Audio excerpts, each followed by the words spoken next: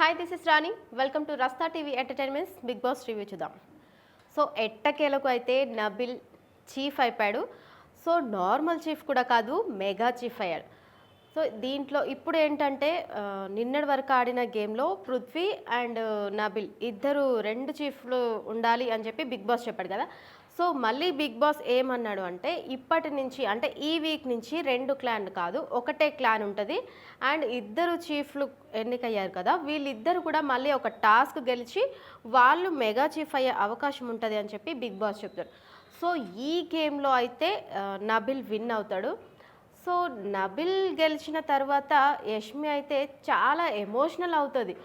ఎందుకు అంటే అసలు అర్థమే కాదు. అసలు ఎందుకు అంటే ఓడిపోయిన పృథ్వీ కూడా అంత ఎమోషనల్ అవ్వలేదు. జస్ట్ నార్మల్గా తను ఓడిపోయినప్పుడు కొంచెం ఫీల్ అయ్యాడు.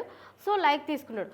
సో యష్మి అయితే మాటి మాటికి కూడా తను ఫీల్ అవుతూనే ఉంది, ఒకటి ఏడుస్తూనే ఉంది. అందుకే సంచాలకుగా ఉన్న ప్రేరణను కూడా అసలు నువ్వు కరెక్ట్గా సంచలన డిసిషన్ తీసుకున్నావా లేదా అని చెప్పి కూడా తనతో మాట్లాడకుండా తన హౌస్మెంట్స్తో ఎవరితో అయితే డిస్కస్ చేస్తూ వాళ్ళతో అందరితో అసలు ఏం సంచాలక చేసింది అని చెప్పి అయితే యష్మి ఎమోషనల్ అవుతుంది.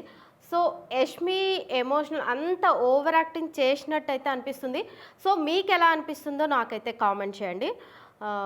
నిన్న అయితే ఒక సర్ప్రైజ్ అయితే జరిగింది. ఏంటి అంటే లిమిట్లెస్ బిగ్ బాస్ కదా, ఈ సీజన్ లిమిట్లెస్ బిగ్ బాస్ కాబట్టి ఇప్పుడే అంటే మేబీ 12-1 అవుతుండొచ్చు, ఈ టైంలో హౌస్ నుంచి ఒకరిని ఎలిమినేషన్ చేసేస్తున్నాము అని చెప్పి బిగ్ బాస్ చెప్తాడు.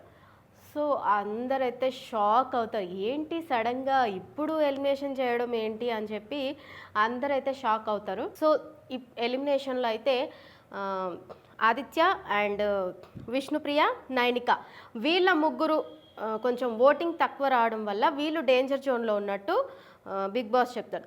సో వీళ్ళ ముగ్గురులో ఎవరిని అయితే హౌస్మేట్ సెలెక్ట్ చేస్తారో వాళ్ళని హౌస్ నుంచి పంపించేస్తాము అని చెప్పి బిగ్ బాస్ చెప్తారు.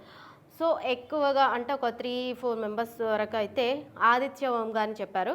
సో ఆదిత్య ఓంకి సో హౌస్మేట్స్ చెప్పినా కానీ తనకి ఆడియన్స్ ఓటింగ్ తక్కువగా రావడం వల్ల తనైతే ఎలిమినేషన్ అయిపోయారు. సో బిగ్ బాస్ నుంచి ఆదిత్యని నైట్ టైంలోనే మిడ్ నైట్లోనే తననైతే హౌస్లోంచి అయితే బయటకి పంపించేశారు. సో ఈ సాటర్డే ఎప్పుడు నార్మల్గా అయితే సండే ఎలిమినేషన్ అవుతుంది. సో ఇప్పుడు మనం చూడాల్సింది ఏంటంటే సండే ఇంకొక వ్యక్తి ఎలిమినేషన్ అవుతారా లేకపోతే ఆదిత్య గారితోనే ఎండ్ అవుతుందా అనేది మనం వెయిట్ చూద్దాం.